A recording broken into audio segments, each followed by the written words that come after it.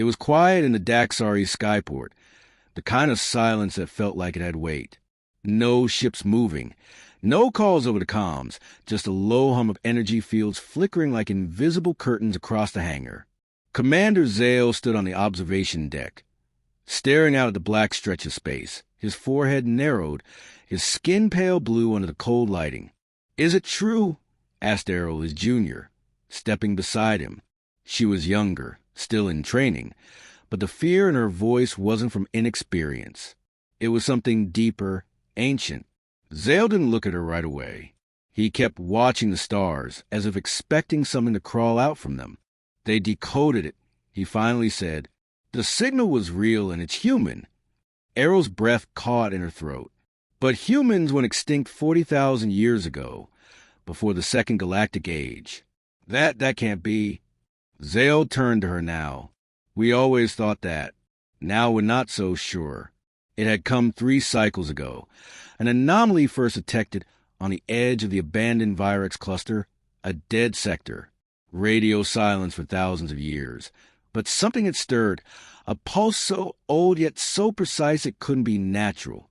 The Interstellar Alliance sent their best linguists, historians, and Xenotech engineers to analyze it. It was a message, long, emotional, and terrifying. Errol was one of the few who'd been allowed to hear the raw transmission. The voice on the recording was human, unmistakably so. Male, tired, frantic. "This is Earth. This is our last cry. If you hear this, don't come looking for us." He spoke of a war, not with aliens, not with AI, but with something far worse. Themselves. A species turned inward, torn apart by obsession with power, control, immortality. They had reached the stars, touched other worlds, and then set fire to everything they found. Colonies devoured each other. Science twisted into weapons that didn't just destroy planets. They erased them from memory. And now only one remained, a man. His name was never given, his location scrambled, but his words haunted. We deserved extinction, but I couldn't let the silence be the only thing that followed. So I left this message, not for forgiveness, not for pity, but as a warning. Zale felt it deep in his bones, even though his kind had never met a human in their history. That voice had weight, something raw, primal, something that connected every species capable of feeling regret. "You think they're really gone?" Errol asked quietly. Zale didn't answer immediately. He tapped the console, pulled up the star map. The message had bounced between hundreds of dead satellites, old human tech that still blinked in the void as if waiting for this moment. Someone or something had made sure that message stayed alive for 40,000 years. "I think," he said finally, "some echoes are too loud to fade." Errol leaned closer to the screen. One sector lit up red, not a distress signal. Something older, a beacon. Zale frowned. That wasn't there yesterday. "It's transmitting the same frequency," Errol whispered. "Exactly the same as the message." Zale stared at it. The coordinates matched the edge of the old human expanse, a part of the galaxy everyone avoided. Superstitions, mostly. Ships that vanished. Strange time loops. Ghost signals. "I want a crew ready in 6 hours, Zale said, turning sharply. "We're going there." Errol blinked. "But I need to know if this is really just a message, or if something's still out there." As she ran off, Zale stared out again into the dark. He remembered the last words of the recording, burned into his memory. "We burned our heaven into ash." Don't make the same mistake. But what if something human had survived? What if the stars weren't just haunted by their message, but by something far worse? Something waiting. The journey to the edge of the human expanse was uneasy from the start. Zale's ship, the Veil Strider, glided through dark sectors where even light seemed hesitant to pass. Space here wasn't just empty. It felt watchful.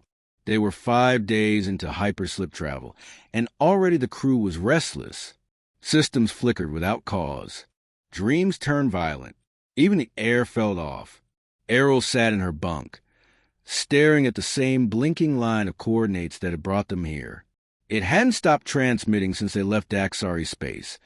Same repeating signal, like a heartbeat in the dark. Her translator had deciphered more of the original message, and with each new word, she felt the cold fingers of unease trace her spine. We tried to control death, and death fought back. Zale hadn't slept properly since launch. He stood on the bridge most nights, eyes red-rimmed, running simulations, trying to map the region ahead. But most of the data was corrupted. Black holes that weren't supposed to be there, debris fields that didn't match any known ship designs, and signals buried so deep they almost sounded like whispers. They reached the beacon on the 6th day. It floated alone near a broken moon. The moon itself looked shattered from within, like something had exploded at its core and burst outwards. The beacon was ancient rusted but still functional, human tech unmistakably. And yet, something about it felt wrong. "This thing shouldn't be broadcasting after 40,000 years, said Tevin, the ship's tech lead. It's running on a loop, but there's no visible power source. It's just active. Arrow moved closer, scanning its structure. It's been upgraded, she murmured. Recently. That made everyone pause. Zale stared at the screen, lips tightening. Then someone or something has been here. Maybe still is. They launched a probe to examine the beacon. As soon as it latched onto the device, the signal changed. The crew watched in silence as the old voice returned. Not just a warning this time, but something new. Congratulations, traveler. You've proven curiosity still exists. But now you must choose knowledge or survival. What the hell is that supposed to mean? Tevin muttered. Before anyone could respond, the lights dimmed. A low thrum rolled through the ship like a growl from the deep. Screens blinked out. Gravity flickered. AM. Arrow gasped, grabbing the console. No, Zale said, his voice hollow. It's not technological. It's psychic. The voice returned, but not over the comms. It was inside them now, in their heads. You can't comprehend what we became, but you will feel it. Arrow fell to her knees, clutching her temples.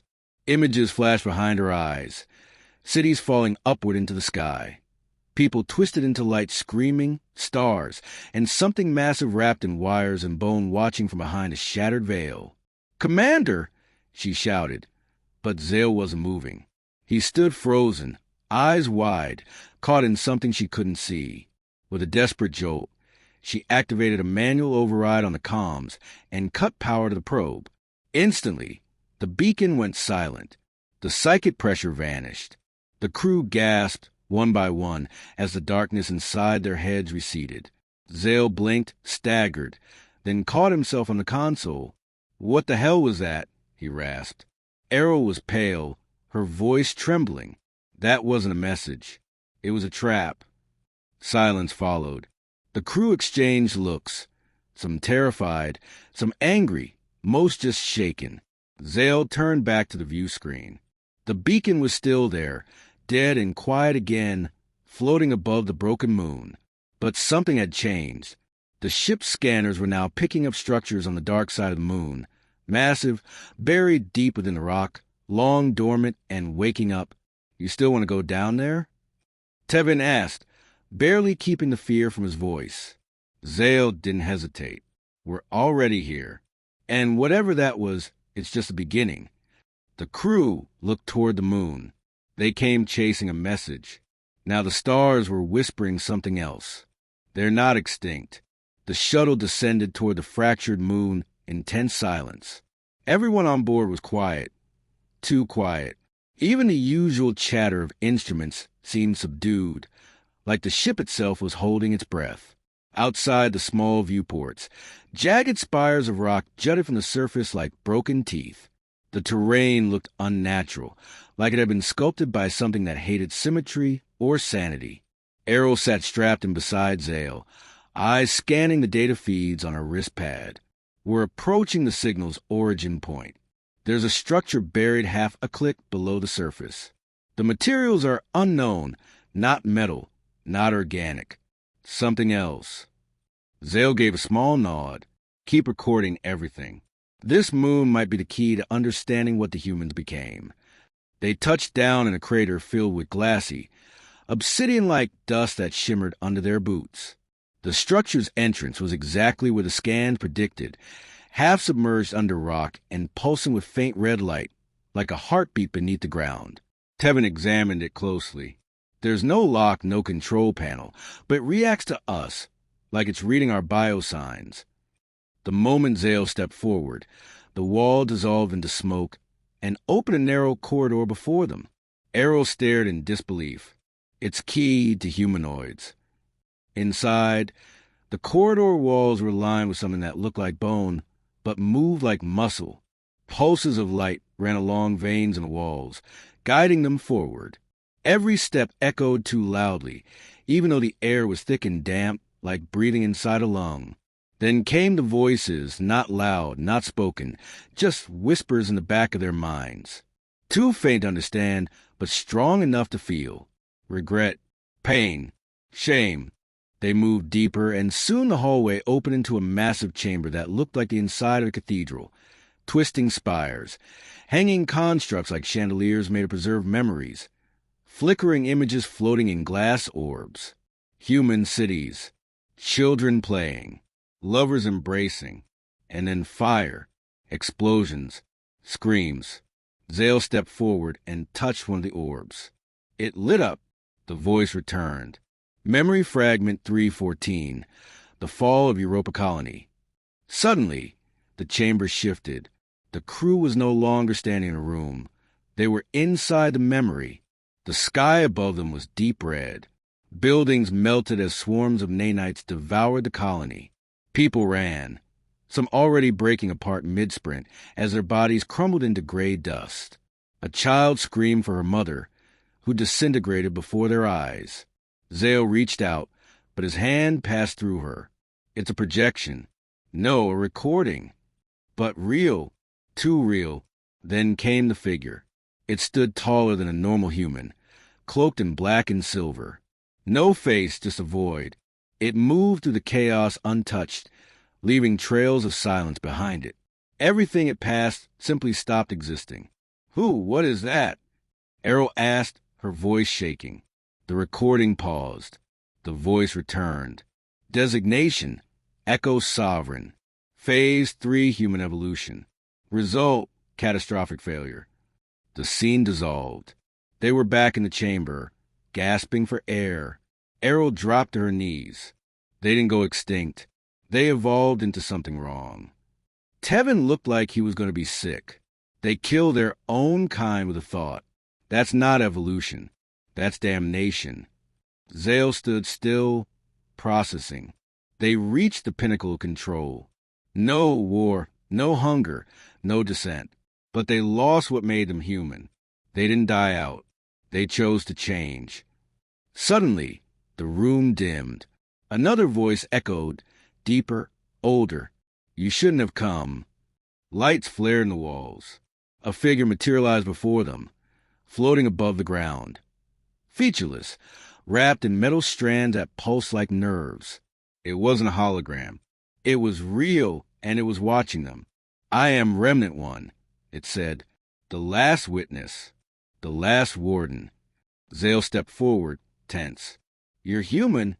I was once, before we consumed ourselves and called it progress."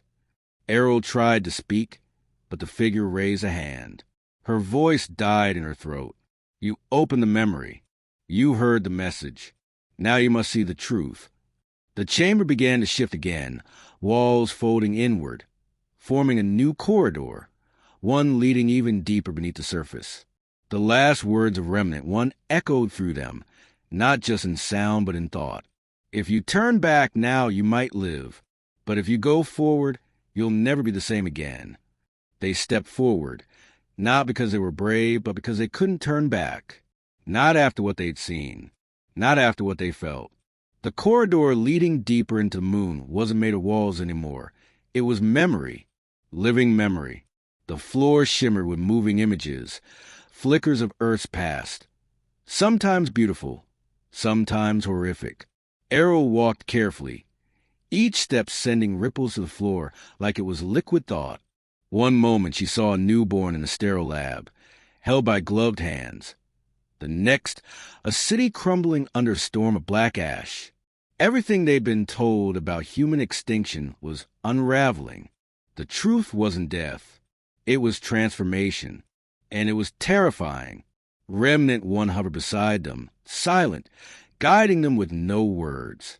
Zale watched it closely. It moved with purpose, but not like a machine. There was grief in its motions, slow, deliberate, like it hated every step it took. "Why are you still here?" Zale finally asked. Remnant One didn't look at him. "To remember, to warn, to ensure no one else follows our path." Tevin shook his head. "You had the whole galaxy. You had immortality. What went so wrong?" They entered a new chamber, vast, circular, lit by a cold red glow. In the center stood a throne, or what used to be one. It was shattered, and around it were skeletons, thousands of them, fused into the walls, the floor, even the ceiling. They weren't just dead. They were preserved in a state of eternal agony, mouths open mid-scream, eyes wide with terror. Remnant One turned to face them, voice low. "We made gods of ourselves, and then we needed worshippers. When none were left, we devoured each other. Those who resisted the final phase, they became this." Errol backed away from the walls, sick to her stomach. "You murdered your own people. For evolution? For order? For control," it said simply. Emotion was inefficient. Free will was chaotic. We rewrote ourselves and lost everything. Zale clenched his fists. Then why warn us? Why leave the message? Remnant One's form flickered, almost like it was struggling to stay whole. Because even in our fall, something remained. A flicker of shame, of humanity. It gestured toward the broken throne. From beneath it, a platform rose slowly, carrying a sealed stasis pod. It was old, older than anything in the chamber. Frost clung to the glass, and inside, curled in a fetal position, was a human, an unchanged one. Errol stepped closer. This isn't possible." "One of the last," Remnant One said, "spared from the final purge. Kept alive in case we forgot who we were. I've kept him hidden for 40,000 years." Tevin stared, pale. "Why?" Remnant One turned to Zale. "Because he is the final message." The pod began to hum, lights flickering on, systems rebooting after untold millennia. The human inside stirred. Zale stepped forward, his voice low. "And what happens when he wakes up?" Remnant One's form glitched again, its tone changing, grimmer. "Then the universe learns what humans really are. Not gods, not monsters. Just fragile creatures with the power to destroy everything." Alarms blared suddenly through the chamber. Errol spun. "What's happening?" Remnant One raised its head. Someone else received the signal. "Another species. They are coming, and they will not listen like you did." Zale looked down at the stirring human, then back at the walls filled with the remains of a lost civilization. The galaxy wasn't ready for this, and Earth's nightmare wasn't over. It was only just beginning. A tremor rolled through the chamber like thunder trapped in stone. Dust drifted from the ceiling. Lights embedded in the alien architecture flickered erratically, casting the room in a strobe of red and shadow. The ancient stasis pod in the center vibrated softly, the human inside stirring under a glow of flickering lights. Errol moved protectively between the pod and the door, weapon drawn. Tevin checked his scanner. It was shorting out from electromagnetic interference. Whatever was coming wasn't subtle. Zale turned sharply toward Remnant One. "Who's coming?" The entity's voice remained eerily calm. "A salvage fleet from the Varn Dominion.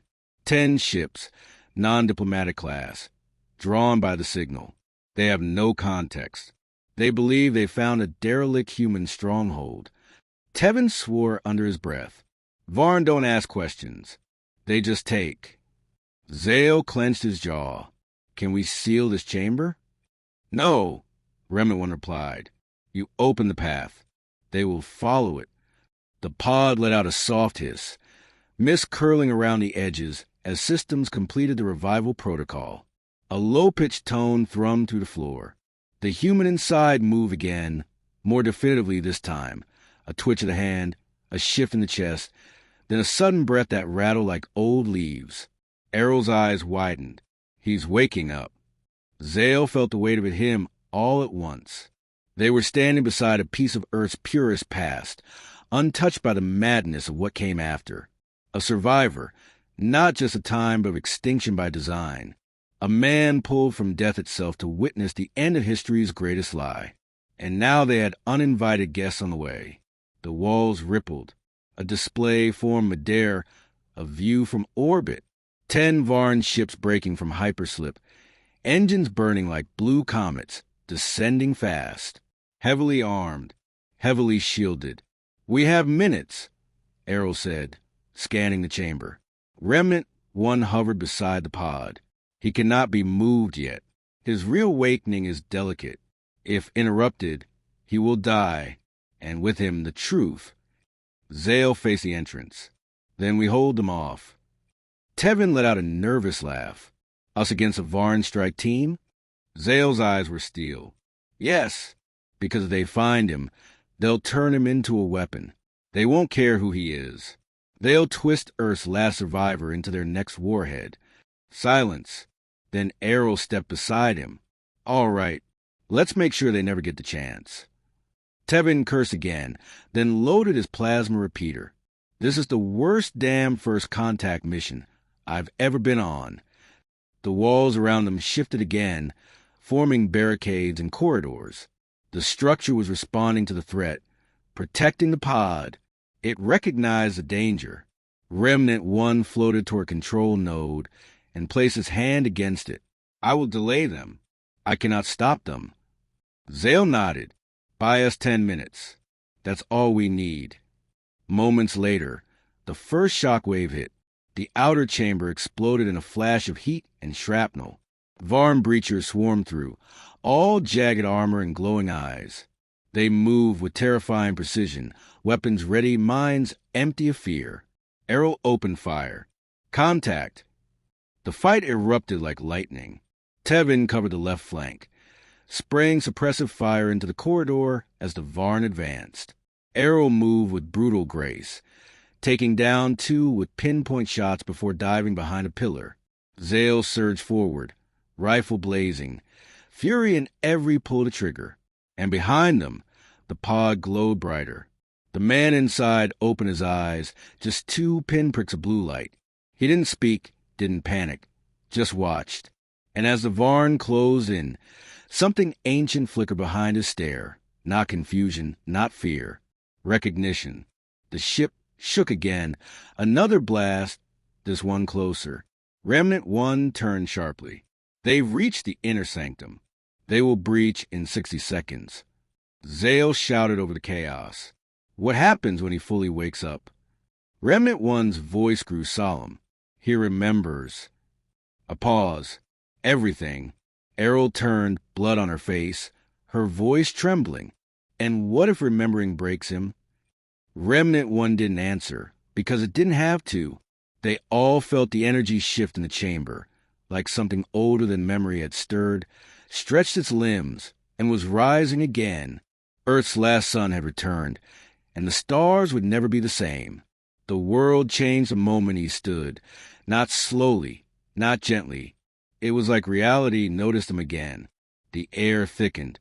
The hum of ancient machines in the walls shifted into a low resonating tone that matched his pulse. The light dimmed around him, but his skin glowed faintly blue, like bioluminescence clinging to a body that shouldn't have been alive. He stepped out of the stasis pod without hesitation.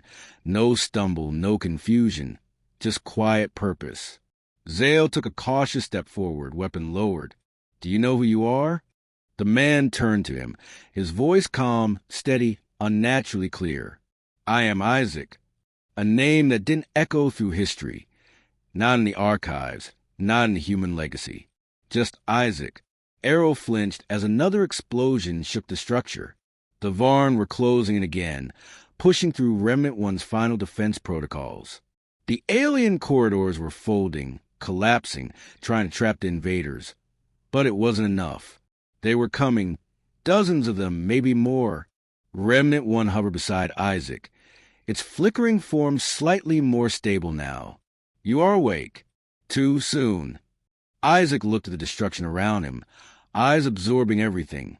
The weapons, the architecture, the digital echoes of extinction. His voice was cold. Then I was right to stay asleep. Zale stepped closer, uncertain. Do you remember what happened to Earth? Isaac looked up, eyes distant, filled with something bottomless. I remember fire, silence, the sky breaking. I remember the last message we sent to stars. Not a cry for help, a warning. What were you warning us about? Errol asked softly. He turned to her, and for a brief second, she felt like she was staring into a void that remembered God's dying. Us, he said simply. A silence heavier than any noise followed. Tevin leaned against a support beam, wounded but still clutching his rifle. So what now? You go back into your little box, and we keep pretending Earth was a sad story with a quiet end. Isaac walked forward, toward the breach where the Varn were now visible. Shadows behind distorted energy fields, preparing to storm the final chamber. No, he said. I will show them what we became. Zale reached out. Isaac, wait. If you do what I think you're about to... You came here to find the truth. Isaac cut him off. You came for the last piece. I am that piece. He raised his hand. The lights bent around his fingers. The walls breathed in response. And then he touched the floor. Instantly, the entire moon shuddered, not just the chamber, the whole celestial body. A vast network of dormant systems reawakened. Machines older than any alien civilization still, breathing in the galaxy. The stasis facility wasn't just a bunker. It was a fail-safe, a planetary scale lock, and Isaac had just turned the key. Energy surged upward into the ceiling, into the walls, into the broken throne. A digital scream echoed through every frequency the team's gear could hear. Tevin collapsed, holding his head. Errol staggered, bleeding from her nose. Zale gritted his teeth. The Varn forces paused, confused. Some fell back. Then Isaac spoke, not with his voice, but with his mind. Every being in range heard it, whether they wanted to or not. You have reached for the remains of gods. Now kneel before the ash. The Varn screamed, not in pain, but in fear. Something in them cracked. Maybe their implants, maybe their minds. One by one, they dropped their weapons, stumbling backward, gasping. Isaac turned to Zale. I remember now, not just who I am, but what we were, and what we tried to bury. Errol pushed herself upright. What did you try to bury? His voice was softer now. Mercy. Behind him, the skeletal remains in the chamber began to glow. Not decay, not fade, but glow, as if their memories were being rewritten. Remnant 1 watched in silence. Then, slowly, it lowered itself, kneeling. Zale looked around in awe and horror. What are you? Isaac looked him dead in the eyes. The last human, and the reason your galaxy still breathes. The Varn did not retreat. They fled. In all their arrogance, armed to the teeth, bred for conquest, raised to believe they were the next evolution of galactic dominance, they turned and ran. Their armor, so proud and gleaming, clattered the ground as they scrambled over one another, screaming like children in the dark. They didn't understand what they'd seen. They didn't need to. They'd felt it. Not just fear, reverence. Isaac stood at the center of it all. Not triumphant, not angry, just still, as if the whole of him hadn't quite returned to present. His eyes glowed like burning ice. Calm, sad, a storm forever frozen just before the strike. Errol whispered, How did we fall this far? Remnant 1 responded, voice like a prayer. Because we flew too close to our own reflection and thought it was light. Tevin was slumped on the ground, pale but conscious, staring up at Isaac. He's not a man. He's a weapon pretending to be one. Isaac turned to him, gaze soft. No, I was a man. Then the world ended, and they needed something more. Zale's voice was tight. So what? You're awake now. You've scared off the Varn. The galaxy knows something terrible survived. What happens next? Isaac walked slowly toward the shattered throne. As he passed, the walls straightened. The light changed hue from red to a pale white glow that felt peaceful, not like power reclaiming itself, but like memory taking a breath. This place was built to contain me. A last cage made by those who feared I would forget who I was and become what I was made to be. I volunteered to sleep. I hoped you would never come. Errol looked at him, voice trembling. Why? Because I was the last echo of a civilization that burned everything it touched. Isaac said, we weren't wiped out. We chose to disappear. We erased ourselves from history because we saw what we were becoming. We saw this hunger in us to conquer, to shape, to dominate. He turned back to them, and we realized we weren't evolution's gift. We were its mistake. The silence that followed was heavy. Zale finally broke it. Then why send a message? Because one day, someone would reach this far. Someone would ask where humanity went, and they needed to know. Isaac's voice cracked slightly. We didn't die. We chose to end for the sake of everything else. Errol stared at the floor, her jaw tight. But you're alive. I am, he said, and that is the problem. Remnant One hovered close. He cannot stay. Zale frowned. What do you mean? This facility, it was never meant to release him. His real awakening begins a countdown, a final failsafe. If he remains conscious for too long, the system assumes containment failed. It activates global sterilization. Tevin paled. You're saying this whole moon will self-destruct? Remnant One shook slightly. Not just the moon. The system will attempt to replicate what humanity once did. It will sterilize every trace of the message, every species within reach. It is a mercy protocol built from fear. Isaac nodded solemnly. They feared what I could become. They were right to. Zale stepped forward, desperate now, then go back into stasis. We'll shut the countdown off. Find another way. Isaac smiled faintly. There is no other way. You broke the seal when you entered. The only way to stop what's coming is to remove the trigger. Tevin shook his head. You mean kill you? I mean, Isaac said gently, I have to die. For real this time. No, Errol said sharply, stepping forward. We found you. We fought to protect you. You're the truth, our history. Isaac walked to her slowly, placed a hand on her shoulder. It was warm, human. You're the future, he said. Zale felt his throat tighten. Is there any other option? Remnant One paused. One. They turned to it. All eyes suddenly filled with a sliver of hope, but its next word shattered them. You carry the last of him now, it said to Zale. He touched your mind. A fragment remains, memory, spirit, enough to preserve what matters. Zale blinked. You want me to become him? Remnant One shook its head. No, you already are. That's why he chose you. Isaac stepped back toward the throne. Then he sat. The system reacted immediately. Light swallowed the chamber. Energy built all around. The countdown was collapsing faster now.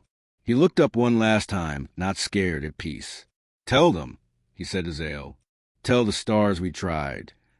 And then he smiled, not like a god, but like a man who finally got to rest. The light consumed him, and then he was gone. The chamber fell silent. No thunder, no cataclysm, just stillness. The kind that settles over a graveyard after the last mourner leaves.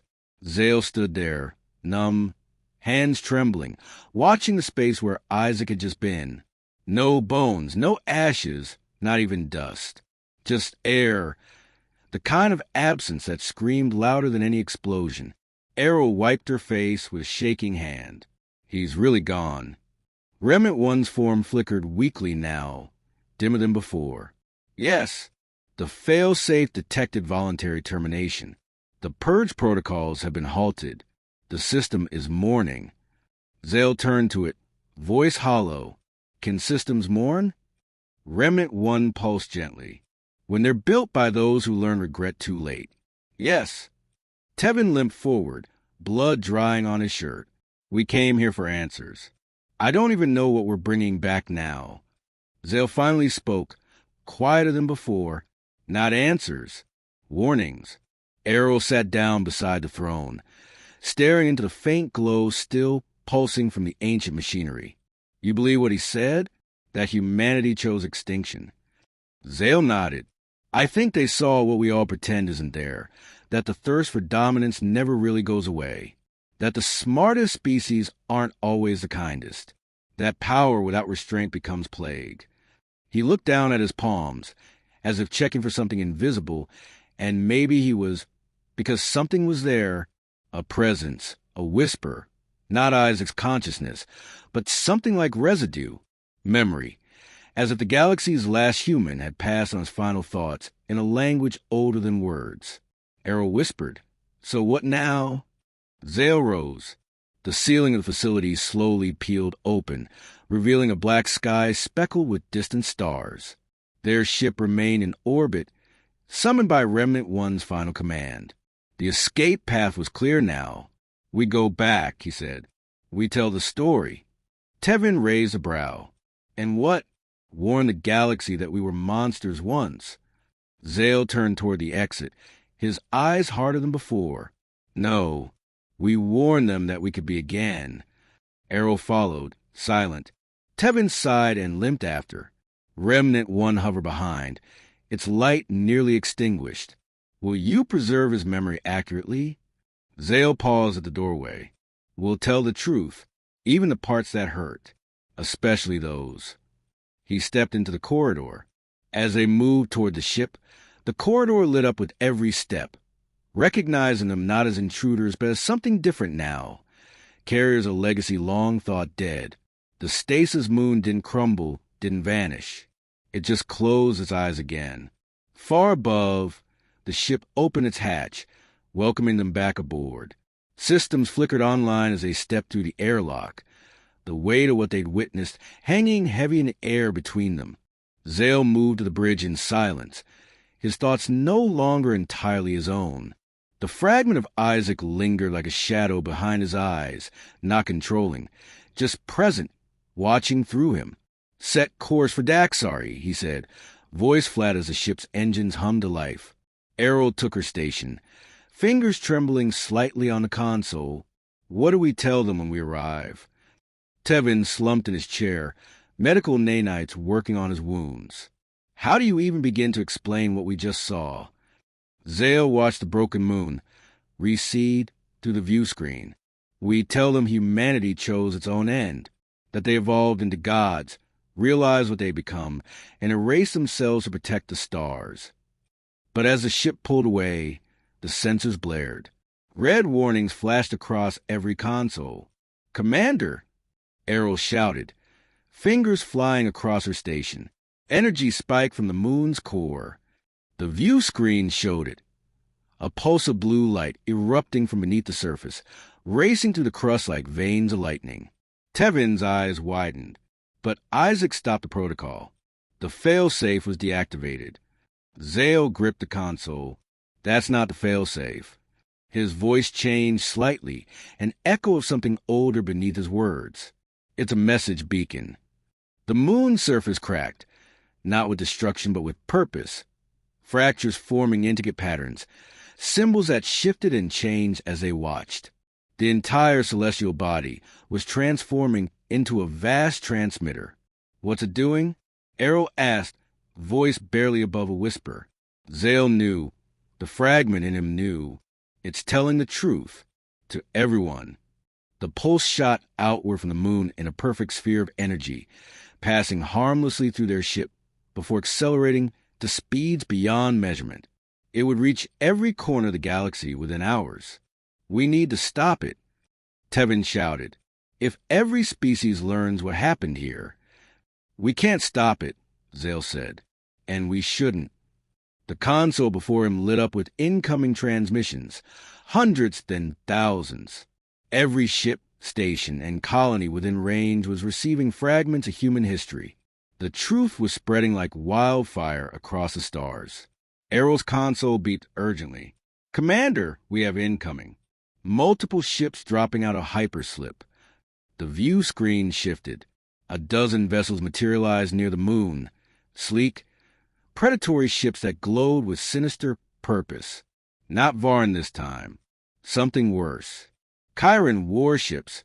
Tevin breathed. They must have intercepted the signal. The Chiron, warriors who collected technologies from extinct species, weaponizers of the dead. They would strip the moon bare, reverse engineer every human secret they could find. Zale felt something stir within him. The fragment of Isaac, no longer passive but burning with quiet intensity. "They can't have this place," he said, but the words weren't entirely his. Errol turned to him. "Commander, we can't fight them. Not with our ship." Zale's eyes had changed, flecks of blue light dancing in his irises. "We don't need to fight." He placed his hand on the navigation console, and something impossible happened. The ship's systems responded to his touch like they were extensions of his body. Displays flashed with code none of them recognized. Ancient human programming asserting itself through him. "What are you doing?" Tevin asked, alarmed. Zale looked at him, calm radiating from him like a physical force. Finishing what Isaac started. The ship surged forward, outrunning the Chiron vessels with impossible speed. They circled the moon once, twice, each pass leaving a trail of energy that wrapped around the celestial body like a net. "The memory core," Zale said softly. "It needs to be protected." The Chiron ships opened fire, plasma torpedoes screaming toward them. The shots never landed. Instead, they froze mid-space, suspended in a field of blue energy that had erupted from the moon's surface. Errol gasped. "The moon is defending itself." "Not the moon," Zale corrected. "Him. He's still there, woven into the systems." The fragment in Zale's mind expanded, showing him visions of human history that had never been recorded. The beauty and the horror, the rise and the fall. He saw what they became at the end. Beings of pure will and thought, divorced from flesh, twisted by power into something that no longer recognized itself. And he saw what Isaac truly was. Not just a last human, but their final safeguard. A man who had volunteered to remain behind, embedded in the heart of the stasis facility, watching over the galaxy long after his kind had chosen oblivion. The Chiron fleet surrounded them now. Weapons charged, communications demanding surrender. Zale felt oddly calm as he turned to his crew. "I need you to trust me," he said, "even when what happens next makes no sense." Errol nodded slowly. Tevin hesitated, then gave a curt nod of his own. Zale closed his eyes. When he opened them again, the blue light had intensified, not consuming him, but working through him. He spoke, and his voice carried echoes of Isaac's. "Initiate Protocol Genesis." The ship's systems responded instantly. A hidden subroutine activated, sending commands directly to the moon's core. The fractures in its surface grew brighter, the patterns shifting faster. The Chiron ships moved in for the kill and then froze completely, not just suspended, but locked in place. Their systems went dark one by one. The moon began to hum, a sound that resonated to the void of space itself. Then it started to fold, not collapsing, but compressing, folding into itself like origami made a reality. "Commander," Errol began, her voice shaking. Zale raised a hand. "It's not destruction. It's translation." Before their eyes, the massive celestial body compressed further and further, light bending impossibly around it. The Chiron ships were drawn in, not as victims, but as witnesses. Then came the explosion, silent in the vacuum of space, but blinding in its brilliance. For a moment, it seemed like a star had been born. When the light faded, the moon was gone.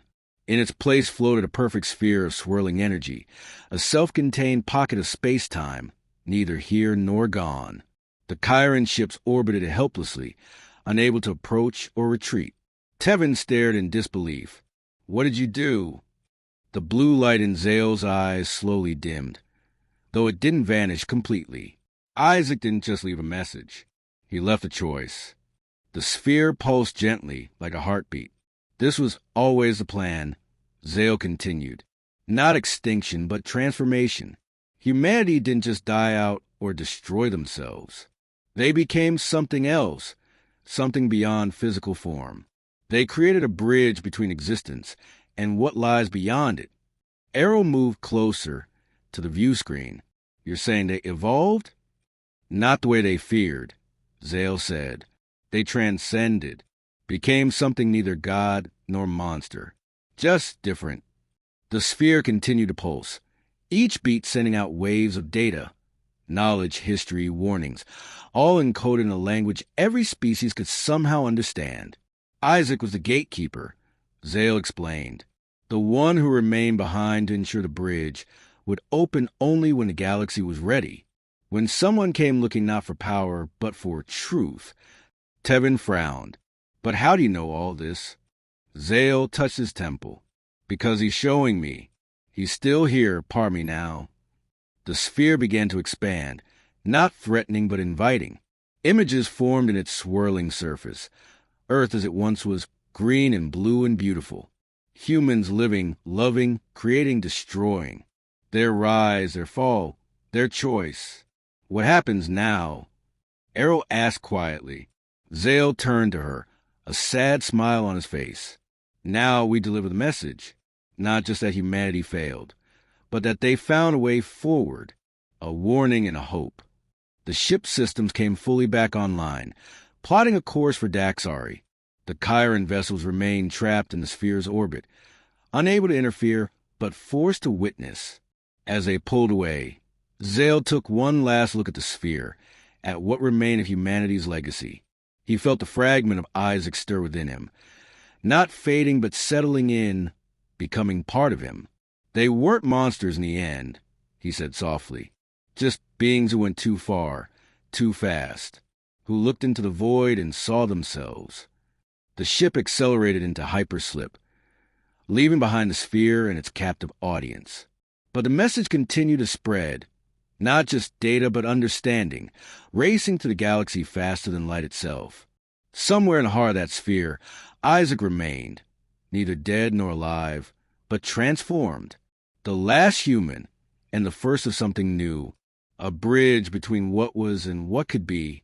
And in Zale's mind, the fragment whispered one final truth. The stars had never been empty. Humanity had never truly left. They had just been waiting for someone to find their echo and listen. The Veiled Strider raced toward Daxari, carrying a truth that would change everything. Not just about humanity's fate, but about the nature of evolution itself. The universe would never be the same. But perhaps this time it would be better. In the heart of Daxari space, the Interstellar Alliance convened an emergency session. Representatives of 100 species gathered in the Great Chamber, faces grim, voices hushed. The message had reached them all, the truth about humanity's choice, their transformation, their warning. Zale stood before them, the last flecks of blue still dancing in his eyes. Errol and Tevin flanked him, witnesses to the impossible. We went looking for ghosts, Zale told the silent assembly. We found something more. Not just humanity's end, but their beginning. Above them, a holographic display showed the sphere, still pulsing, still growing, still teaching. The Chiron ships had been released, but they made no move to leave. They simply watched, changed by what they had witnessed. The choice is ours now, Zale continued. To learn from their mistakes, to understand that evolution isn't just about power or control. It's about wisdom, about knowing when to step back from precipice. Errol stepped forward. We believed humans went extinct because they failed. The truth is, they disappeared because they succeeded. They saw what they were becoming and chose a different path. Tevin raised his head. They left us a map, not to follow them, but to find our own way. A murmur ran through the assembly. Fear, wonder, hope all mingled together.